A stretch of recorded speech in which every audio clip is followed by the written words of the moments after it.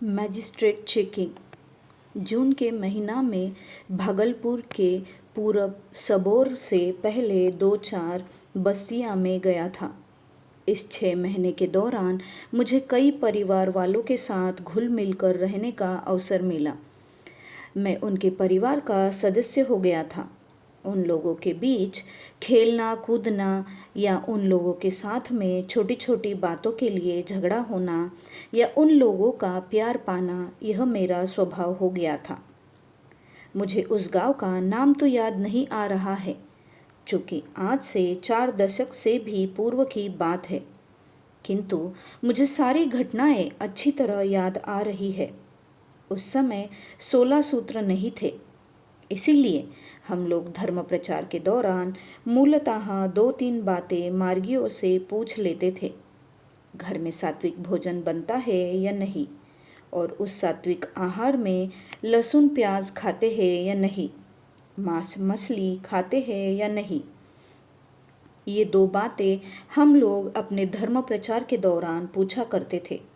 हम जिस परिवार की बात कर रहे हैं उस परिवार से हम काफ़ी घुल मिल गए थे। खासकर जो मालकिन थी वे हमसे कोई 2 साल बड़ी होगी। हम उनके छोटे भाई की तरह थे। हम जब भी वहाँ जाते थे तो उनसे कोई न कोई बात पर झगड़ा हो जाता था, और उनके पति कहते थे कि आप लोग पिछले जन्म में भाई बहन रहे होंगे, इसीलिए आप लोग आपस में लड़ते हैं, और इस जन्म में एक गृहस्थ और एक सन्यासी, फिर भी आप लोग आपस में लड़ते ही हैं। विहार शब्द बौद्ध धर्म की देन है।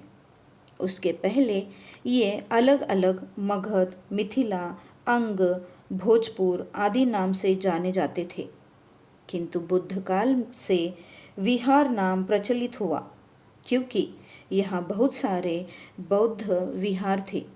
विहार के लोग धार्मिक है, भक्त है, किंतु इन लोगों के अंदर जाति पाति छुआछूत का भाव बहुत जकड़ा हुआ है। मैंने धर्म प्रचार के दौरान इसे काफ़ी देखा है। खासकर जो नौकर चाकर है तथा कथित निम्न जाति के लोग जो है उनके साथ अच्छा व्यवहार नहीं करते। मैंने देखा है कि उनके खाने पीने के लिए अलग बर्तन रखते हैं, और खाना भी जहाँ अपने बैठकर खाते हैं वहाँ नहीं खिलाते। उनके खिलाने के लिए भी अलग जगह होती है। मैंने देखा है कि अपने निकट के आदमी को, खास आदमी को जहाँ पर चौका होता है, खाना बनाया जाता है, वहीं पर बैठाकर खिलाते हैं।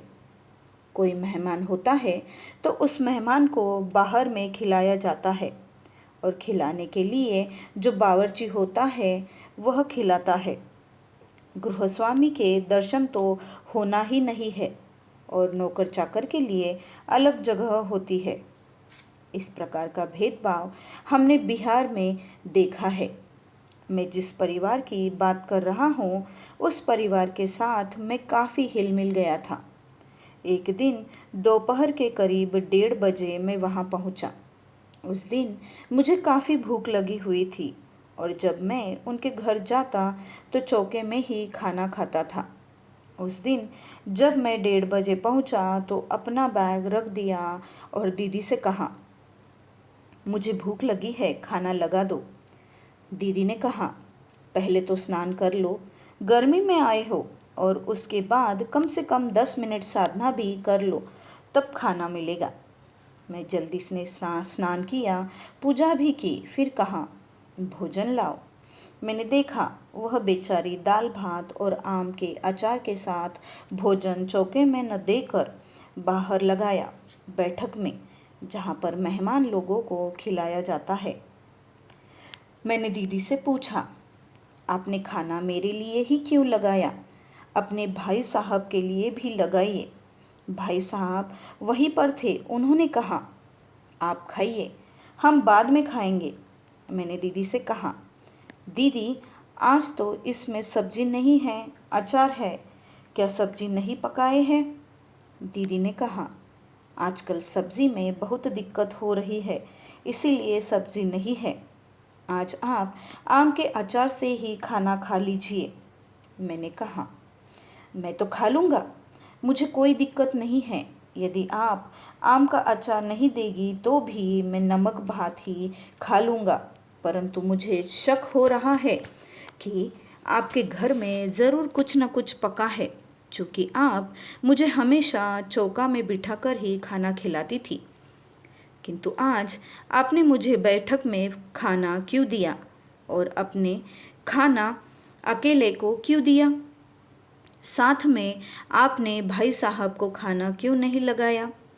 दीदी बोली, आप तो हमेशा यहाँ आते हैं झगड़ा करने के लिए। आपको हमेशा शंका ही रहती है कि हम लोग मछली खाते हैं, लहसुन प्याज पकाते हैं। मैंने हंसते हुए कहा, मुझे तो शंका नहीं है, परंतु ये दो घटनाएं देखकर मुझे शंका बढ़ गई है। एक तो मुझे खाना चौके में न देकर बाहर दिया है और दूसरा आपने खाना मुझे अकेले दिया है। इन दो घटनाओं से मुझे लगता है आपके घर में अवश्य ही मछली या कोई चीज़ पकी है। दीदी बड़ी निर्भयता के साथ बोली, आपको बहुत शक है। हमने लहसुन प्याज मछली बनाए हैं तो घर में आकर के देख लीजिए। मैंने खाना नहीं खाया, खाना वहीं पर रखा रहा। मैं जैसे ही उठा तो देखा दीदी का मुंह पीला पड़ गया था। मैं समझ गया कि ज़रूर इस घर में कुछ न कुछ पका है। हमको देखते ही वे सब एकदम पीले पड़ गए। चूँकि मैं इस परिवार के काफ़ी निकट का था, इसीलिए उस मिट्टी की कढ़ाई को बीच आंगन में लाकर पटक दिया।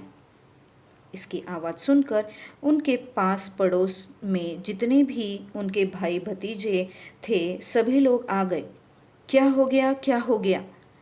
मैंने कहा, आज मैजिस्ट्रेट चेकिंग हुआ है जिसमें सब पकड़े गए हैं। ये लोग मछली पकाए हुए हैं और मुझे कहते हैं कि मछली नहीं खाते हैं। मैंने पटक तो दिया, परंतु मुझे थोड़ा अफसोस होने लगा। इसके बाद मैंने हाथ धोया और कहा, अब हम खाना खाएंगे, हमें जो भूख लगी है। यह जो घटना हुई, इस घटना के बाद जो पास पड़ोस के 5-6 गोतिया लोग थे वे सब खुश हुए। वे संत मत को मानने वाले थे। उन लोगों ने कहा, हम लोगों के यहाँ गुरु महाराज या साधु सन्यासी कभी कभी आते हैं। इस प्रकार का चूँकि कोई करता नहीं। हम लोगों को कभी डांट फटकार मिलती नहीं, इसीलिए हम लोग सुधर नहीं पा रहे हैं। आनंद मार्ग के आचार्य लोग इस तरह घर में घुसकर चेकिंग करते हैं। इससे लोगों का काफ़ी सुधार होगा। इससे वे लोग काफ़ी प्रभावित हुए और 5-6 आदमियों ने दीक्षा ली। दीदी भी कसम खाकर बोली, मैं आज से कभी घर में लहसुन प्याज मछली नहीं पकाऊंगी। इस घटना के बाद मुझे काफ़ी दुख हुआ। मैंने जोश में आकर पटक तो दिया, किंतु मेरे मन को काफ़ी पीड़ा हुई और मेरी पहले से आदत थी बहुत बात करने की, हंसने की। उस घटना के बाद मेरा हंसना बंद हो गया और मन में गंभीरता पैदा हो गई। 2 दिन के बाद जब मैं जा रहा था तो मौन था। दीदी आई और उन्होंने 10 रुपए का नोट मेरे हाथों में पकड़ा दिया और बोली, जो कुछ हुआ है उसे आपको भूल जाना है और हर महीने कम से कम एक बार हमारे घर आना पड़ेगा। मैंने गिरे हुए मन से कहा कि आपके यहाँ अवश्य आऊँगा, परंतु मैं जो प्रति महीना उनके घर जाता था जाना बंद कर दिया और कभी कभी 2 महीना 3 महीने के बाद जब मैं उनके यहाँ जाता था तो मेरे पास में जो पहले से हंसना या घर में घुसना या मजाक करना था वह बंद हो गया। उस दिन से इस घटना ने मेरे मन में एक गंभीरता पैदा कर दिया और कभी कभी सोचता हूँ कि उस दिन से मेरी गंभीरता काफ़ी बढ़ गई।